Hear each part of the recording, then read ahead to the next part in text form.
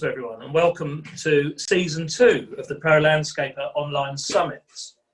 In season 1, we focused purely on helping the sector navigate its way through the turbulent times caused by the COVID-19 pandemic. Now we're going to turn our attention onto helping the landscaping sector get back to work safely, legally, efficiently, and hopefully in the end profitably.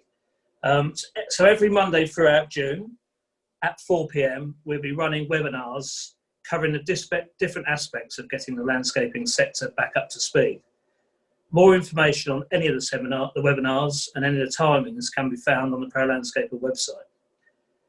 Moving on to today, we're kicking off with, are we safe or are you safe to go back to work? That's not just personally, but as a company, are you covered? Have you done the right things? And are you making the right calls? We have a fantastic panel of experts. We're still waiting for one to join us, and hopefully she'll be able to join us as we progress. That's covering the legal implications, health and safety, compliance, staff management and looking after staff, as well as managing on site and making sure the site are right. The panel include Jason McKenzie from Oracle Solicitors. We have Chris Pritchard from Guthrie and Craig. We have Tanya Meehan from Ground Control, Scott Hawkins from Elite Landscapes, and Richard Gardner from NAG Solutions. I'll ask them all just to do a very quick introduction to a little bit about what they do. Oh, that's great. And Sam Marie is just joining us as well from Oracle. Hi, hello. Hi, we're live, so we're just going to come to you for some introductions in a minute. So Richard, do you just want to start a bit of introduction, a bit about you, a bit about what you do, a bit of history? Richard? Mute. Mute. Richard, you're muted. Hi. Yeah, Richard Gardner, NAG Solutions, with a 30-year contracting background. So I come from very much a contracting viewpoint. Started NAG Solutions 4 years ago now to help great landscapers build great businesses. So sort of support, which often starts on safety and then moves into business systems and that kind of stuff. Okay, Jason, do you want to give an introduction to yourself?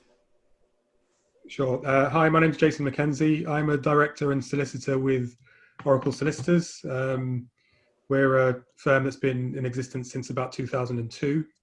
I joined about a year ago, and we're a multi-service firm dealing with issues such as employment, commercial work, also personal injury, including defendant personal injury. I myself have been qualified as a solicitor for over 20 years and have a number of clients in the sorts of green spaces and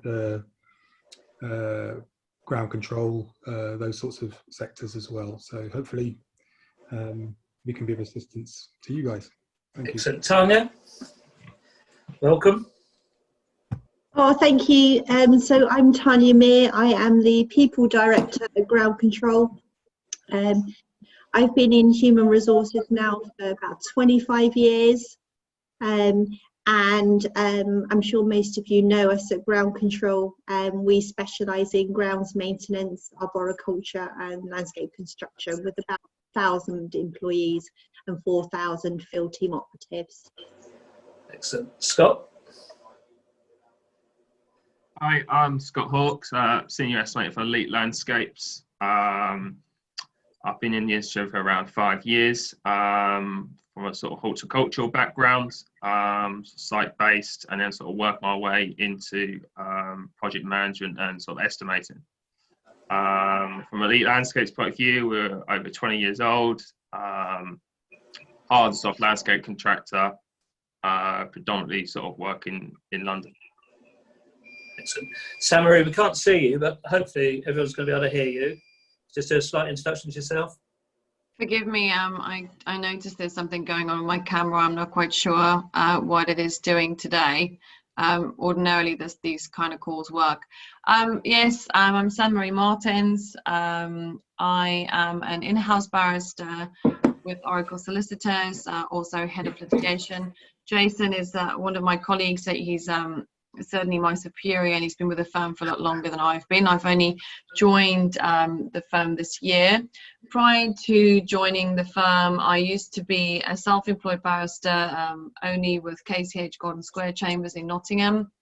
I also lecture civil litigation and commercial litigation and judicial review law at the University of Law in London. So my areas of work kind of expand across those areas within the firm also. Excellent. And then finally, Chris, if you can just let us know about yourself. Good afternoon, everybody. My name's Chris Pitchers. I'm a senior consultant with Guthrie and Craig Management Services. We provide various support to companies, varying from health and safety management to ISO management system support, so ISO 9001, 14001, 45001 for quality, environmental and health and safety management. We do support a lot of the land-based industries, such as landscaping, fencing, arboriculture tend to be a good proportion of our business. Excellent. So there's a couple of questions that have been pre-posted, and one of them a lot of people have asked, and it's an issue on staffing in terms of bringing people back on furlough. And I think the question is, I guess it's 2 or 3 parts of the question. What if people don't want to come back and you've asked them to come back? What if half your staff are at home and half of them are working and people feel that's unfair? And what happens if there's any sort of previous issues in terms of mental health on bringing staff back? And where do you stand, or where does the company stand on those type of things? I don't know, Tanya, if you want to give us a hands-on approach, how Ground Control are approaching this issue, and then we might go to the legal team. Yeah, of course. And we've been faced with all 3.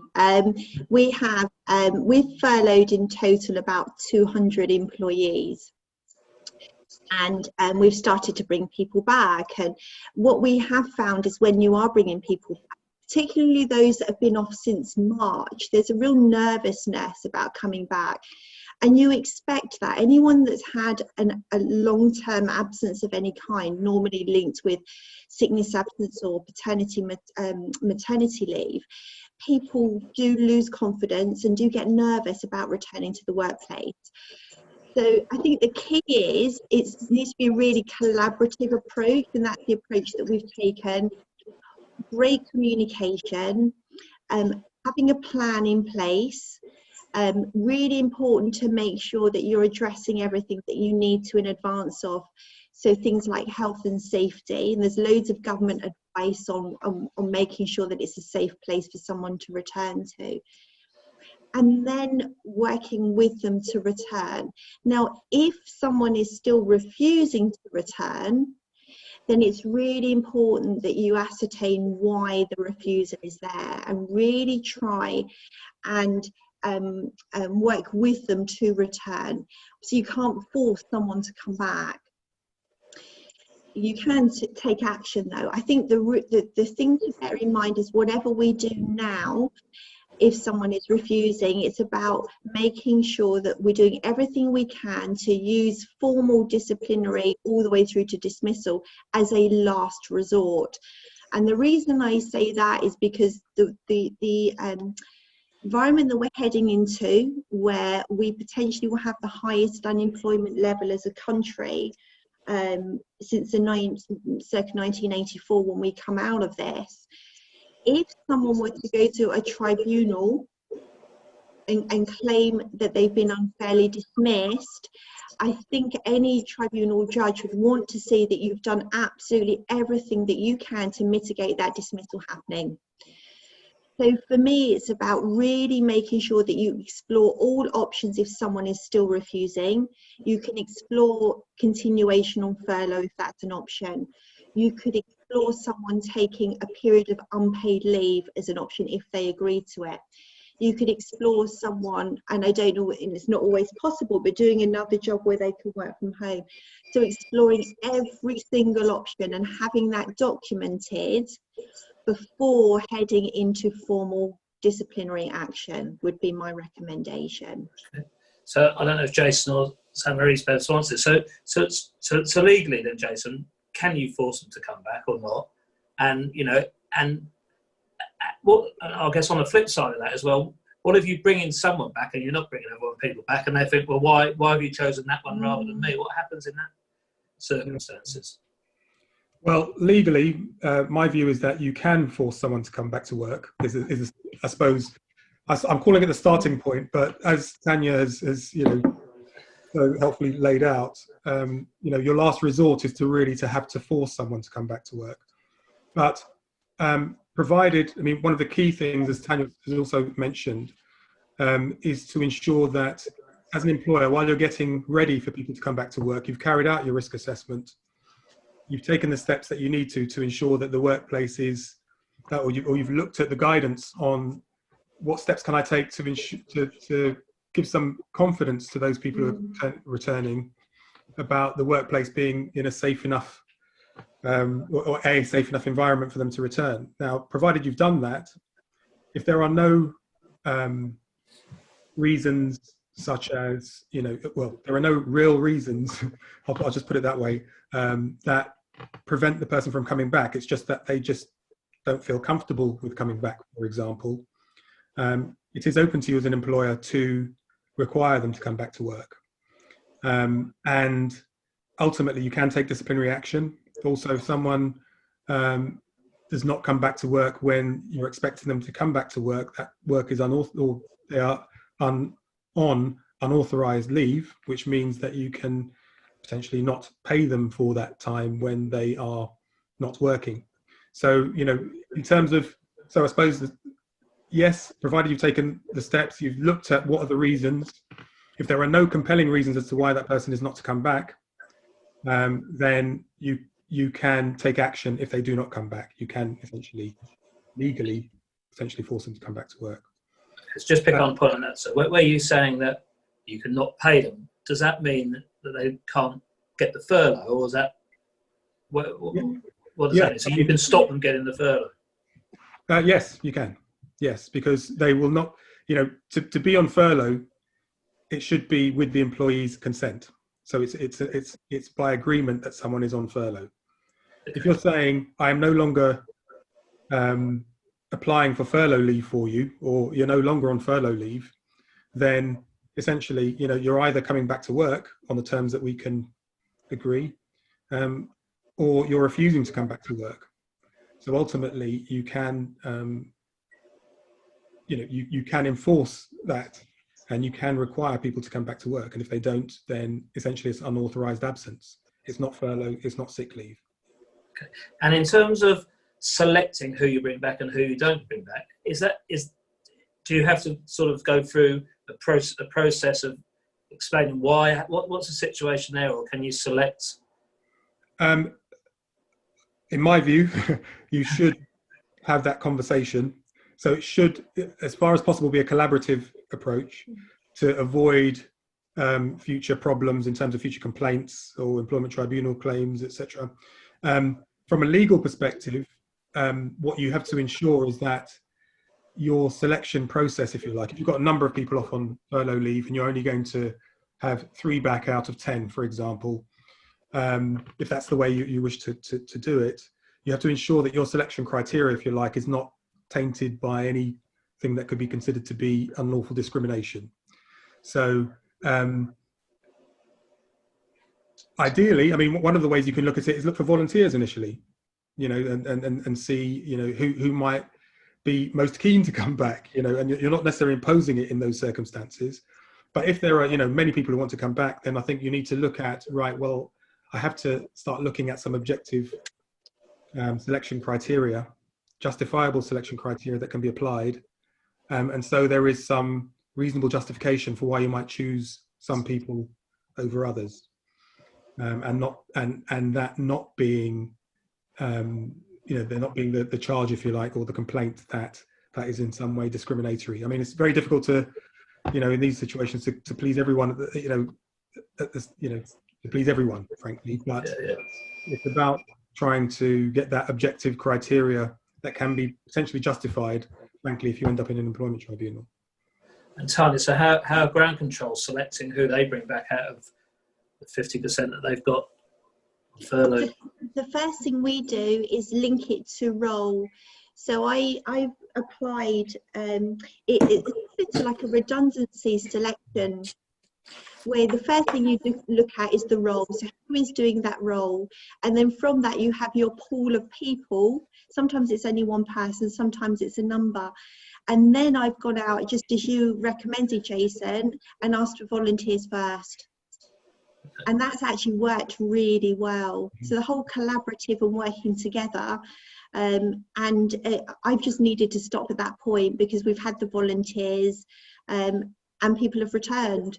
So we haven't had to enforce a selection, but the selection that we had, I did set up, was all based on the criteria that I would normally use for redundancy. So the closest in terms of delivering in that role, then we look at things like length of service, we look at location, etc., etc. So there's a whole list of criteria that we would use if we need to. Okay, and so crystal clear then, legally you can choose people as long as you go through the right processes and there's logic behind what you're doing. Yes.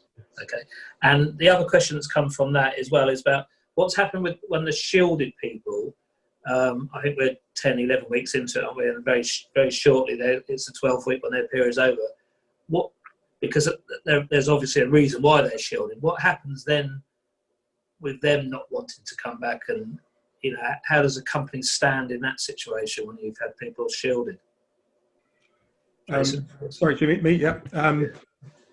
Well, I suppose the first thing that I would ask is, are they still shielded? So in terms of what, because I suppose shielded is a bit more than just being, for example, classified as vulnerable. And so there is specific government guidance which says that these certain people fall into the shielded category and therefore essentially should be staying at home in summary.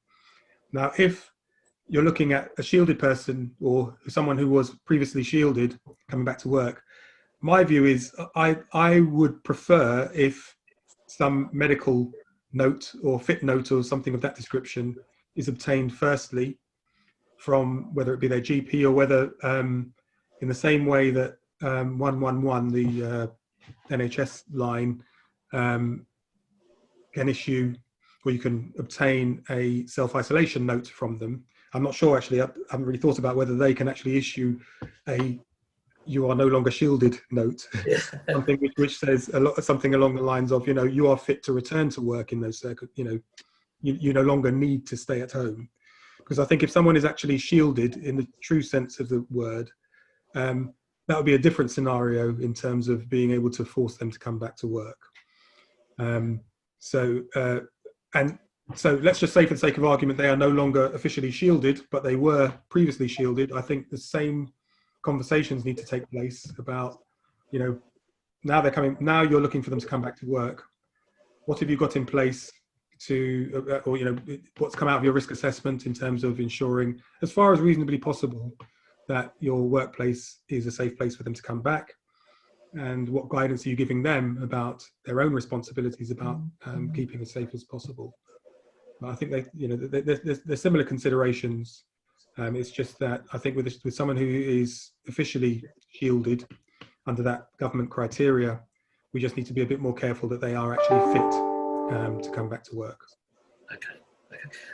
We'll move around it just to make sure everyone gets involved on it then. So I guess, Chris, and you may be the right person to answer this then. So one of the questions that come in is whose responsibility is social distancing on the site?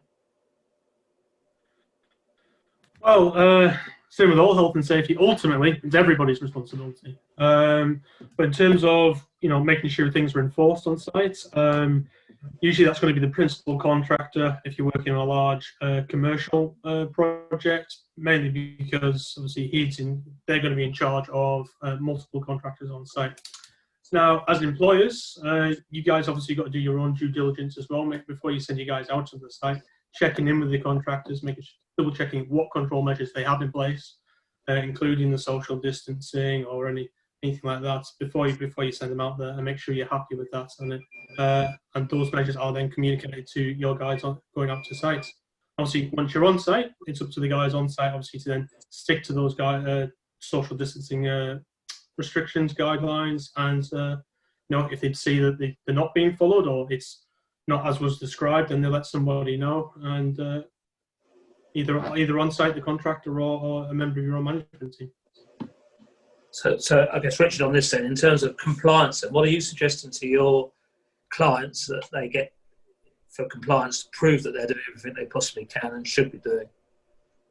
You know, obviously it all hinges around the risk assessment. Essentially, it's just slotted straight into health and safety law, in the sense that it is now a risk that we are aware of.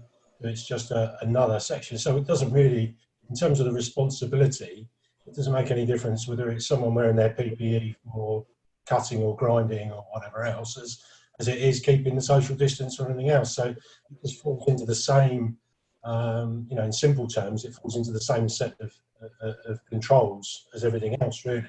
So as far as the responsibility goes. So yeah, it's about having a clear set. I mean, what Tanya set the stall out right up front, which is about communication, which is key at every stage. You know, whether that be bringing people back, sending them out then onto site.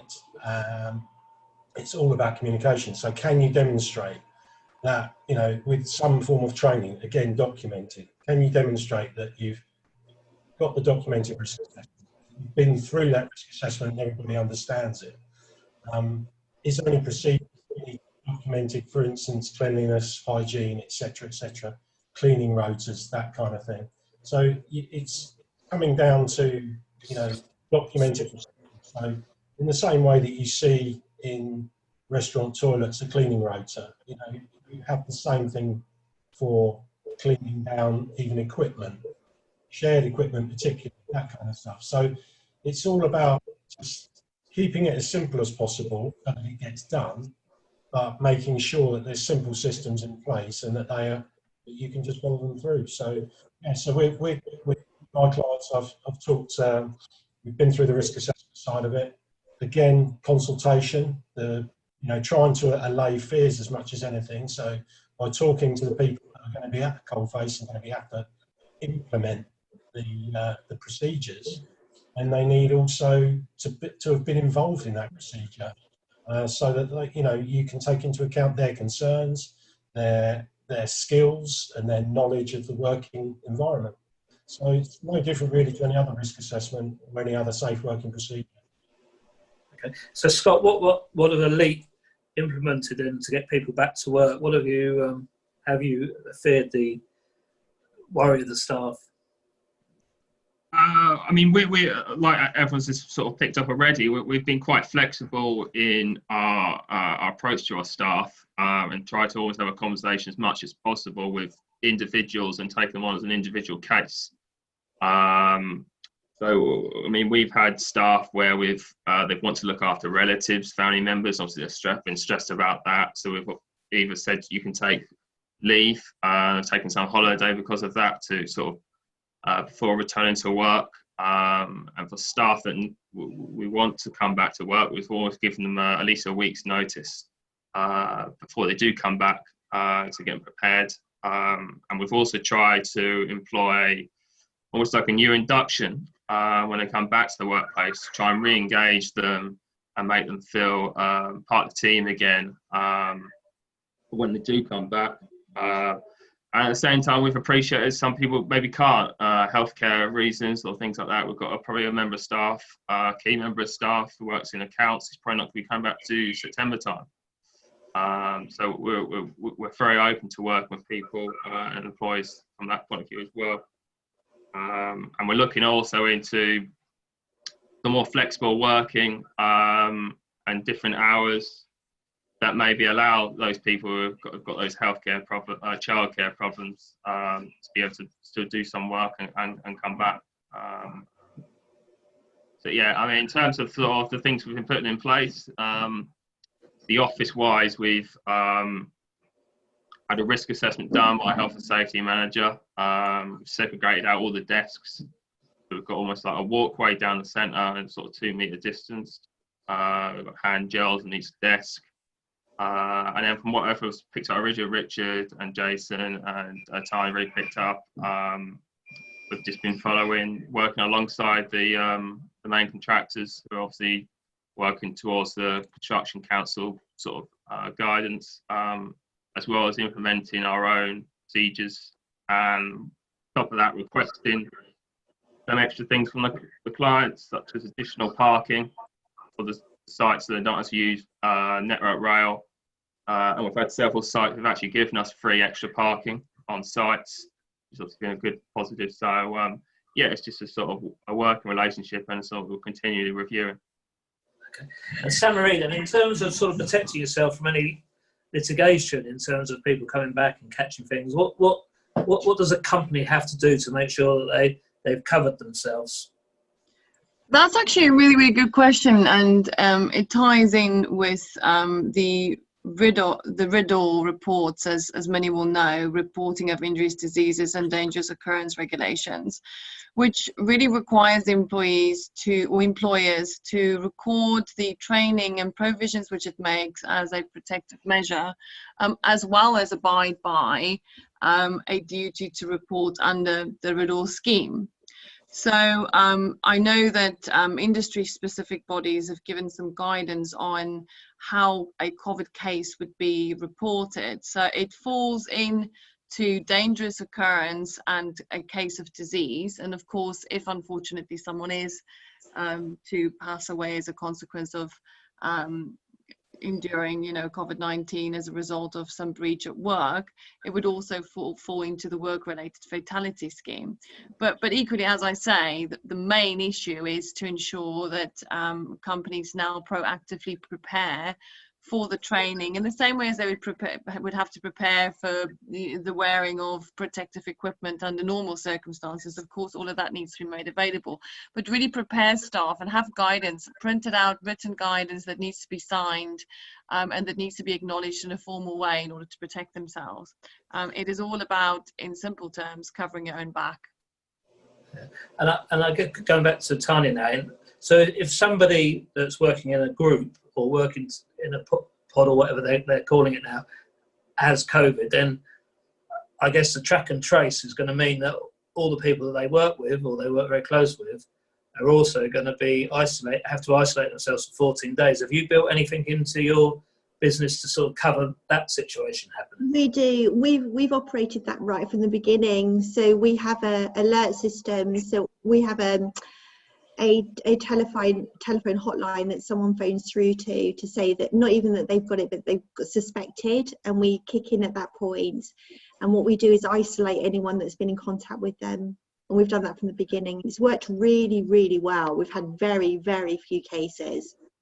Yeah, and I guess again, maybe Scotland on the construction site, when the landscaping is only one small bit of it, maybe the most important bit and the most glamorous bit, but it's only one bit of it. How are you working with the main contractors in terms of making sure that your staff are protected from the other big construction teams? Just sort of following on from what was said earlier, is we're implementing our own policies in terms of our own procedures that our sort of health and safety managers put together, and requesting extra protection that needs to go into place. And then on top of that, we're updating our RAMs to cover these things. So if we need to work in close proximity, we're obviously getting using RPE, and yeah, we're trying to obviously minimise as much as possible how they travel to sites, and yeah, just along those sort of lines, really. Yeah. Another question is that in terms of when landscaper signs a contract to complete a job by a certain period of time, because of this outbreak, is a landscaper responsible if they don't hit those deadlines? Or legally, maybe Jason again or Samarie, legally, where do they stand if there's going to be a delay due to the COVID outbreak? Samarie, shall I just, I'll say a few words. Samarie might want to jump in and correct me. I think one of the starting points is, what does your contract say around force majeure? So, many commercial contracts, in fact, most decent commercial contracts will have a provision in them which says how you deal with situations which are outside of your control, essentially. acts of God is another way that they're termed. So they will say if something happens, essentially, which means that either party cannot comply with their obligations under this contract for a period, depending on the nature of the clause itself, it will determine how long that period is. So they might say, for example, if the service has to stop for 60 days or more, then these force majeure provisions will kick in, which essentially say, well, depending on, again, I mean, well, the starting point of looking at what they actually say, because there's such a range of outcomes with different types of force majeure clauses, but they will normally provide for circumstances where circumstances have occurred which are beyond the party's control. So it's not because of someone's fault that they cannot complete a job, for example.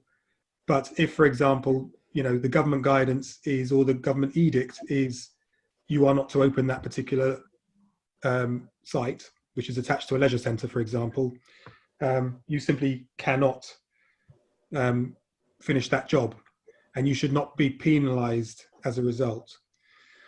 So that's the starting point. In some other contracts, some of which are more standard form ones, like the NEC3, if they're around the NEC3 contracts or JCT, they will have their own different procedures sometimes for when parties realise that something has happened, which means that they cannot comply with their obligations, and they need to give a notice to the other side to say, this has happened, this is the likely impact. So the key thing is to look at what are your contract provisions, and sometimes some contractors will just still try to impose the obligations of the contract on you, but it's important to look at, well, what are the provisions in that contract which apply in these particular circumstances. Okay, and another thing on that's come up as well, that in terms of I think Boris announced that you can bill from 7 o'clock in the morning to 9 o'clock at night now. So as an employer, where do you stand on making your staff work additional hours outside of their contracted hours to fulfil the job requirements you've got? I don't know, Tanya, again, whether this has happened to you yet, or...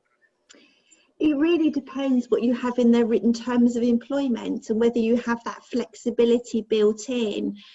The approach we take with our written terms is they're pretty flexible, so we don't detail times of work, nor do we detail days of work, and we also have in there that we can request for our people to work reasonable amounts of overtime. So it really does depend on what's in the written terms. If you've got that flexibility, then again, it's just a conversation, great communication. And what we're finding is our people are really supportive at the moment and want it to work. So are pulling out the stops to do additional to cover, to get sites back on track, for example. But contractually or it legally? Depends what's in their written terms of employment. Okay. Have you got anything, Jason, on that legally what you're allowed to do, and what is it all to do with the contract, I guess? I agree wholeheartedly with Tanya. It's all to do with the contract. I mean, if, for example, your contract does say you are required to work from 9 till 5, you can impose on an individual the hours of 7 till 10 or whatever. Essentially, it comes back to basic contractual law, really, which is that once the parties have agreed some terms of contract, one party cannot unilaterally decide to change the terms of the contract without the other party's agreement. Otherwise, that is breach of contract. I just had a text in here. Reading it in there because I don't know why they've come through this system. But in terms of if you employ other people's staff, i.e., subcontract the work you're doing, legally, where do you stand there in terms of the health and safety and the process and making sure everything's correct? Again, Tanya, you might be best placed to answer this one. We still have a duty of care. So even though they're not our direct employees, we still have a duty of care. So we treat exactly the same way as if they are our own employees. The only difference we do have is that we deliver through our subcontractors, so the same expectations we have for our own people are in place, the same expectations that we have for our subcontractors. So someone's dog's having a chit chat. I guess just going back to the safety on site then, Chris, what's your recommendation then to make sure that as an employee I feel totally comfortable about my staff going back onto the site? What's the kind of stuff that, you know, is a necessary that you have to have done? You have to, obviously, as Richard mentioned earlier, you got to start off do your risk assessment. Is that risk assessment changed, or is it exactly the same, or have you added to it? Say again, sorry? So has the risk assessment changed, or have you added to it, or is it what it was before? In terms of format, what it was before, but your content's obviously going to differ slightly. It's got to be COVID-19 specific in terms of looking at the control measures in place. You know, the social distancing. How many members are in your team? Can you maintain that social distancing? Control measures on site in terms of other contractors on site. You know, is there staggered start times, staggered break times? Are the break facilities, have they been adapted, adjusted so people can maintain the distancing, things like that? Okay.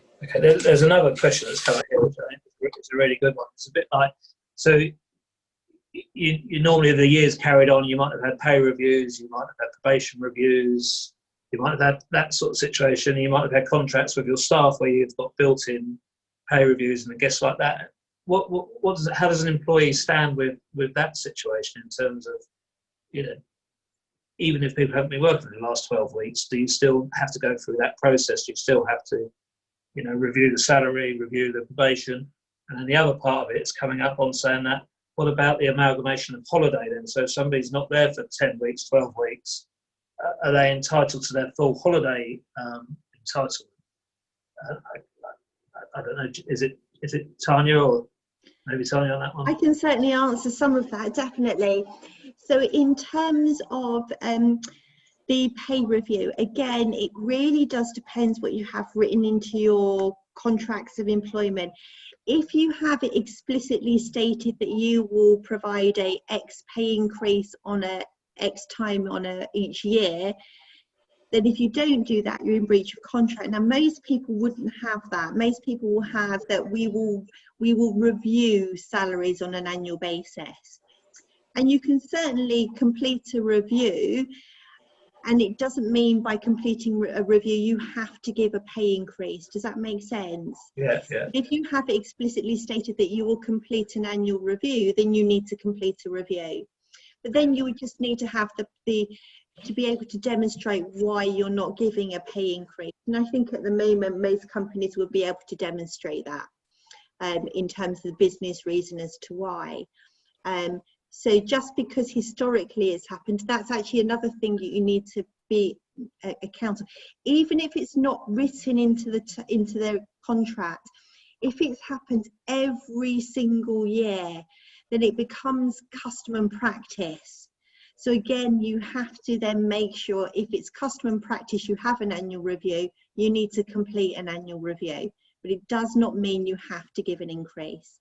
But the key thing is the communication, and we ourselves have actually been through that. We have paused our pay increase until later in the year, but we've had clear communication and transparency with that, with all of our people who've been very, very understanding. So no negativity from it at all.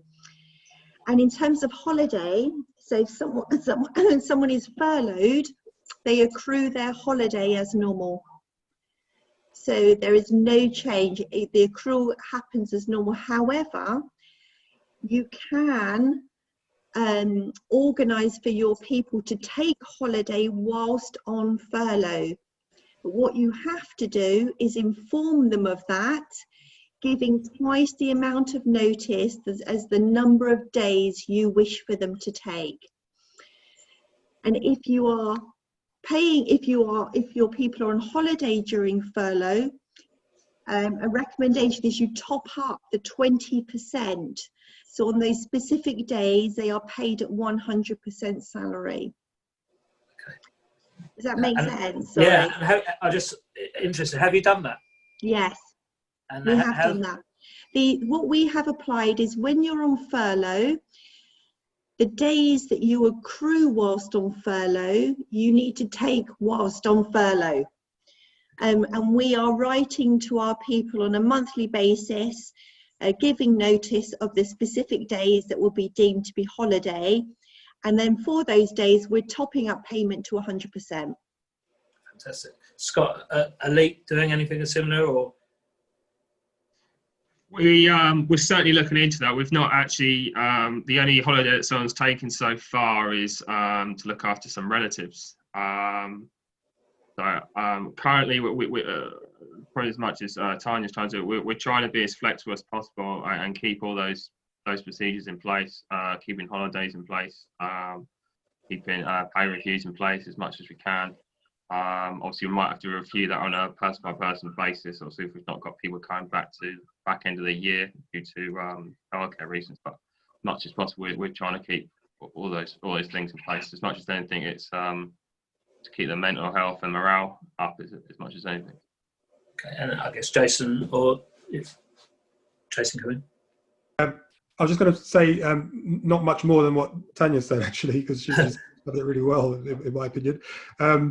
Just on the holidays, because I assume, you know, the challenge for many employers is that if they've got a number of people on furlough, they don't want a situation where everyone's trying to take all of their holiday leave before the end of if their calendar year is the same as their holiday year, you know, before the end of the holiday year. So, you know, it's all bunched up when people come back.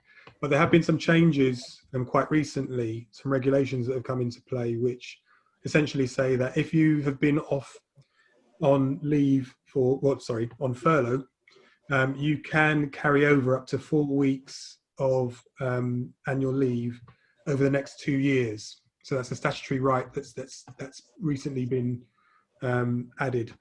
So, you know, it's just another thing for employers to consider in terms of their own business needs. You know, they may be able to stagger that out a bit further if, for example, the top off of the 20% is a financial challenge at this time. And legally about the pay rise, you're covered by, as long as you communicate and. Exactly what Tanya says. I mean, it boils down to what is your contractual obligation. Generally speaking, people may have something in their contracts which say we will have a pay review where we will consider your pay annually, for example. But that's not the same as a requirement to increase your pay. Some pay review processes are much more sophisticated than others. Some will have quite a very detailed procedure that must be undertaken in terms of reviewing performance, etc. But even if you just say to your employees, you know, are you happy for us to just delay this process? Do you agree to that for a number of months? I suspect most employees will practically consider that's reasonable in the circumstances, you know, because I suppose they also realise that if your employer is forced to undertake a pay review now, you're probably not going to get the pay rise right now. Yeah. Okay. And Richard, I guess sort of coming back to the compliance end on everything, when you're talking to some of the people you're working with, then are you increasing the amount of paperwork they're keeping and need to keep to cover themselves for this period, or what's going on? I guess it depends on the business itself. Not massively. I mean, it depends on the structure that you have with your systems already, whether you're altering existing documents to include things like for COVID, or whether depends how it's structured. So some of my clients, for instance, have individual risk assessments and for different tasks. So they're task-based, so they're one for mowing, one for streaming, one for this, one for that. Therefore, they've got an additional one because we cover that on there, as well as it then being funneled down into a site specific. But if you're a company that has a sort of a more holistic risk assessment, then it's just incorporated within it. So no extra document, just more content. and the same, and then again, yes, you'll have an increased level of documentation around the checking, because there'll be additional checks. Now, whether that's an existing, you should be doing certain checks on a regular basis anyway on site. You should be checking your welfare arrangements. Now, it might be 2 extra tick boxes rather than a whole extra document, because you've now got to check more frequently.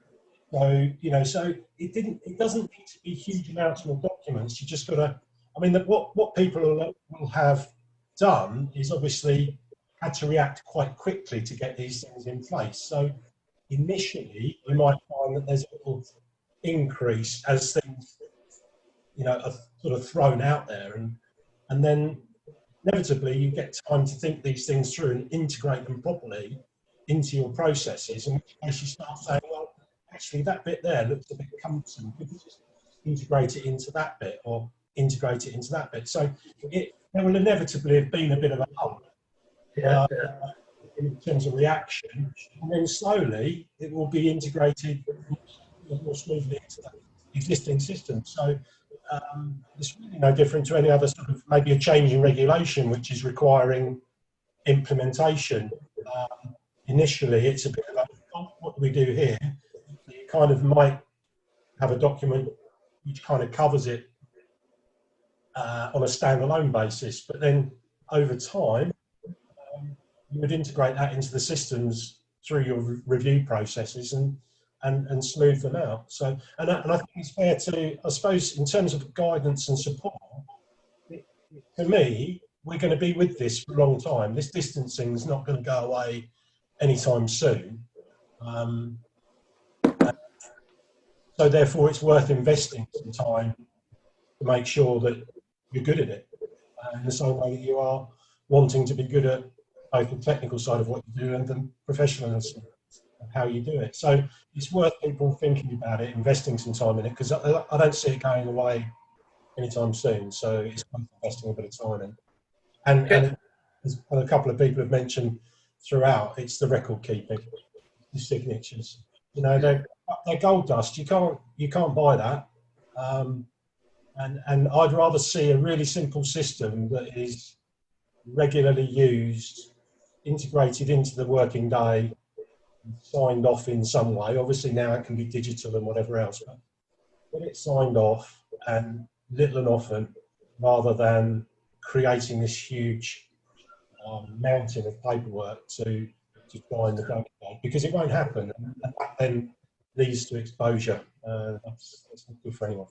Okay, so there's a couple more questions. Scott, then this one's for you. In terms of when you're estimating for projects now, are you building in additional labour hours because of the way that you have to work and process on site? Yeah, definitely so, and we're certainly working closely with our both the site teams to get updates on what we are putting in on quite a regular basis, as well as our health and safety managers. Because you've got to take account of those restrictions, as well as reviewing materials as well, because materials that might be more cost effective that you can get hold of may not be available anymore. Probably not such an issue anymore, but probably a few months ago when it was China was the big issue. A lot of granite comes from China. And it was a bit of a no-go.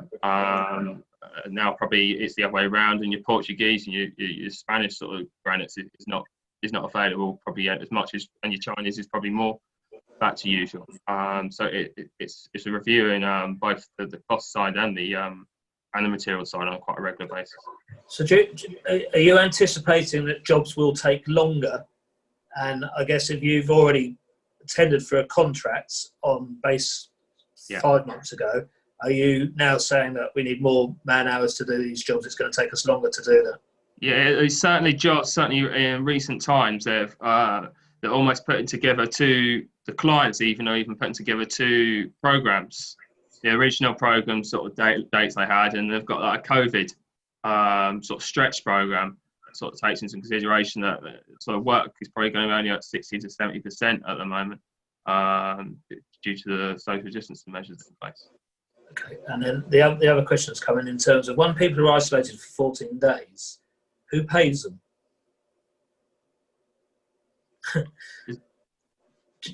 Tanya? Yeah, I can answer that. So it's statutory sick pay from day one for 14 days. Okay, so less than what they were That's what getting. you're obliged to. Yes, you're obliged to pay SSP from day one for 14 days. That's fantastic. We're running out of time, and I'm just going to go quickly round the room. If anyone wants just to add anything or suggest anything or something that, as an employee listening to this, I walk away and it's in my mind that I must do that. So I'm going to start with you, Kristen. One nugget, golden nugget you're going to give people that they should make sure they do. One golden nugget. I think communication is the key bit in terms of health and safety. As Richard rightly said, getting those signatures down and everything, communicating everything to your control measures, symptoms to your workforce is vital. That's the main bit, making sure the communication's there. And not just with the guys on site, if you've got any team members who are working remotely, things like that, keeping up the communication with them. Because in terms of mental health and keeping people involved still involved within the company, people working remotely can start, it's very easy for them to start feeling distant, lonely, and that has an impact on productivity as well as mental health. So just keeping communication with guys on site, making sure if they've got any if they do have any concerns, they're letting you know early so you can get the right things in place or remove them from a harmful situation. And same with the remote workers, if they're feeling down, if they're feeling lonely, to let them know that there's a place that they can either come to management, or if they don't feel comfortable with that, give them charities and things like that numbers to support them, because there has been a lot of increase in cases of people feeling depressed, anxiety, things like that during this time, unfortunately. So Okay. Communication. Okay, Samarine? Show me. Yes, two things really. Just going back to the RIDDOR reporting, which I was referring to previously. This is something that most of the health and safety officers will be very familiar with. I would just say, no doubt that there is a lot of guidance now on the Health and Safety Executive's website. Go and have a look. Some of the definitions have slightly been altered. I echo what Chris says in relation to keeping records and just communicating. It's really, really important. But also fear not those sorts of businesses that didn't specifically have a force majeure clause drafted into contracts. The good old law and doctrine of frustration within English law still apply. So if a contract is frustrated, there is still protection. It's just the sort of minutiae of what that means that needs to be considered. And Oracle Solicitors is always able to provide some advice in that direction. I'm sure Jason, my colleague, will echo that also. Excellent. And I guess for anyone wants to get in touch with any of the panelists, then please let us know and we'll pass on the details. Yes, absolutely. Scott, what's your golden nugget? Yeah, probably just put it on what I also said. The communication is really important. And I also said if we've had any staff sort of coming back off furlough, or any staff who we might have to give a new role to, or an expanding role, or slightly changing role due to who we've got to bring back, then obviously we're trying to do always a completely new induction for them to try and make them feel engaged and comfortable in what they're doing. We also communicate. We do weekly, 2 days a week, Teams meetings with office staff as well as the guys on site, just to make sure everyone in the team is just feeling comfortable with what they've got to do, and if they've got any concerns or issues. So for us, just talking to everyone, communicate, collaborate as much as possible is really important. And as we touched on the mental health issues because of that, I think that's one of the most important things while we're going through this time. Perfect. Richard? I'd say take the opportunity to review your business processes and practices. This strange world we're going to be going into, take the opportunity to review those and look at the positives that can come out of that, about the efficiencies that you can make because we've been forced to. And if your communications weren't very good before, or you didn't feel they were great before, you've got a different environment now, a new climate in order to re-engage your staff. Take that opportunity and really improve, because Tanya started off on that, and I think it's been echoed throughout the whole webinar, that you don't really, it's really nice to know the legal standpoint, you never really, it's like a contract of any sort. If you've got to get out the drawer, something's gone wrong. It's about taking that communication so that everybody's on board and that you're not looking at contracts, you're looking at how we can do this well, how we can do it better. So have a positive frame of mind and use it as an opportunity to improve your communications. Perfect, thank you. Tanya? Mute. Got it now. I've got a couple of things. So my first one is a practical piece of advice, and that is around, and it's linking to one of your early questions about documentation. Make sure you've got all of your documentation in place if you furloughed anyone, and remember you need to keep it for 5 years. If HMRC come and audit you, they will want to see why you furloughed. Nice. Really important. And in that documentation, make sure that you have in writing acceptance of the employee of being furloughed. Okay, fantastic. Yeah, so keep that for 5 years. The other one actually is all around, and everyone's talked about it, communication, well-being, engagement. I think it's just understanding that the change that people are going through at the moment is humongous. They've been through a change which is all about their own health and the health of their family. And we're getting through that. It's still there, but we're in a better place. But what will hit is that financial security piece. What does the future look like? So, you know, we are potentially going into a significant economic downturn.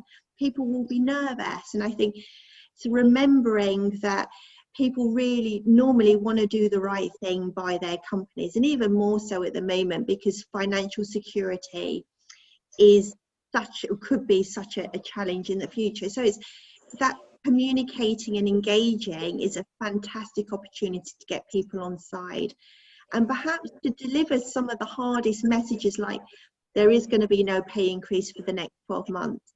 Because I think if you ask people, that's what they're expecting. Does that make sense? Yeah, very good. It's still to have that security of working for a company and being part of. So take that opportunity to engage. Perfect. Jason? I would echo what people say about the communication being key, and I think the nuggets, if you call it that I would stress for us to bear in mind is particularly around the changes to the furlough scheme that are coming into place from the end of June. So around, for example, the ability to take people back part-time, so there will no longer be the 3-week furlough period as a minimum.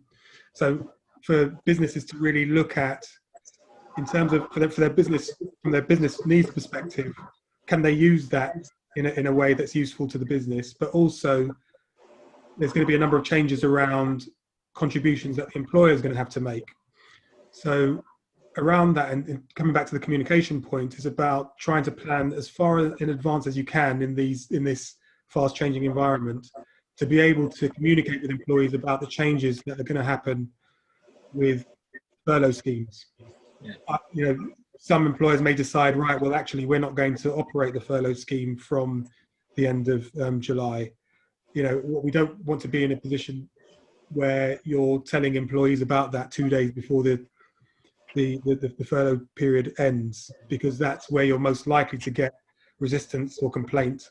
Whereas if there is some dialogue and communication, they're difficult messages, but at least they may be slightly more palatable for employees.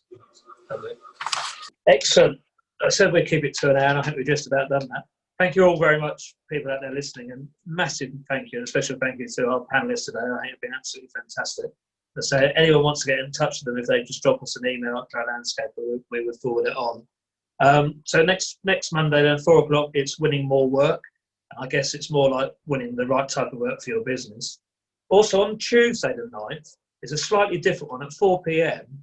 I'm going to be the other side of the desk. So Lisa and I subject ourselves to questioning about Pro Landscaper, Futurescape and LJs. And Richard Gardner is going to be our host for the day. So next Tuesday at 9 o'clock, next Tuesday the 9th at 4 p.m. If you've got any questions about LJs or what we're doing or how we've been affected, then please let us know. Again, all information is on our website. These are the seminars will be posted within 48 hours on the site if you want to go back and listen to anything. But I really do appreciate everyone for their questions and everyone on the panel for their commitment and their effort. Thank you all very much, and safe trip home or safe trip home. Thank you very much.